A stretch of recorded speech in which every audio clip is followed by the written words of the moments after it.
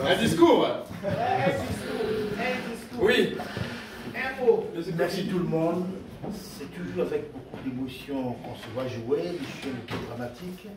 Le théâtre, j'avais fait mon affaire depuis mon adolescence et je continue d'écrire des pièces. Un mot sur l'histoire de cette pièce. Elle m'a été inspirée par quelqu'un que je tiens pour une des plus grandes figures du théâtre négro-africain, Sidiki Bakaba. Il est là.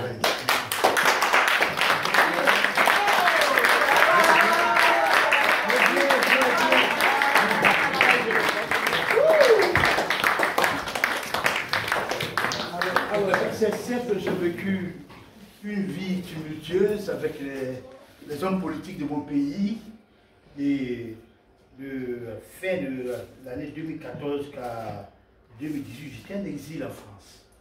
Et mon compagnon c'était Sidiki et un jour de l'année 2016, en plein hiver, on causait, il parlait de Godot. Il dit, mais c'est fou, voilà des années, plus de 60 ans que les gens vont voir cette pièce en attendant Godot. Écoute, débrouille-toi, trouve-moi ce Godot, fais-le venir, et puis que je l'entende un peu.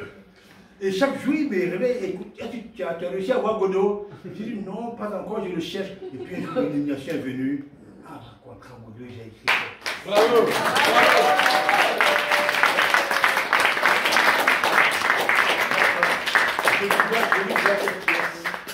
Du titre jusqu'à la fin, il a suivi et il a fait la première lecture avec Éloi de Saint-Éloi, un grand comédien guadeloupéen qui est aujourd'hui en Guadeloupe.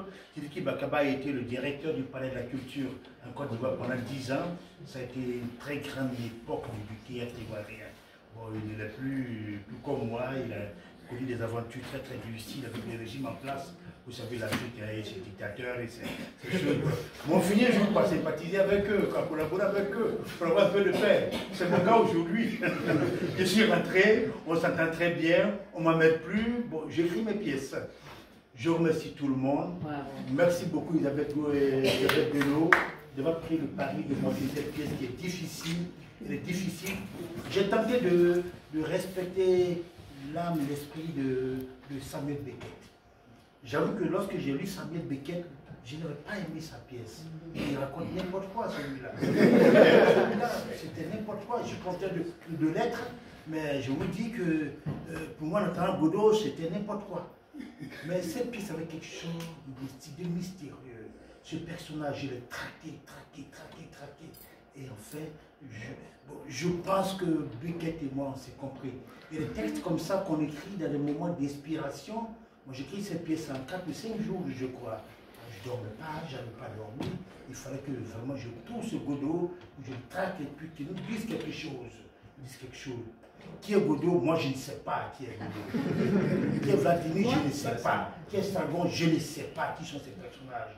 Et quand j'ai relu la postface en rapportant Godot, Beckett lui le dit.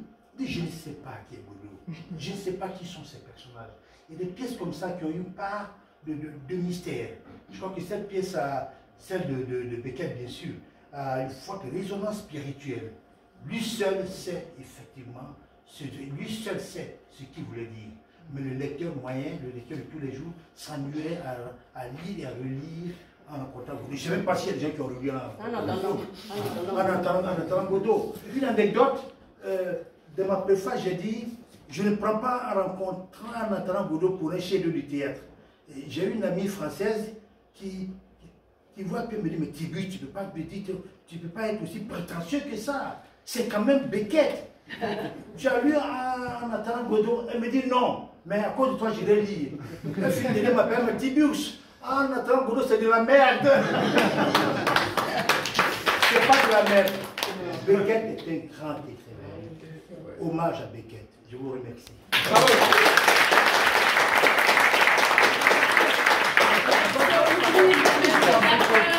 Merci beaucoup.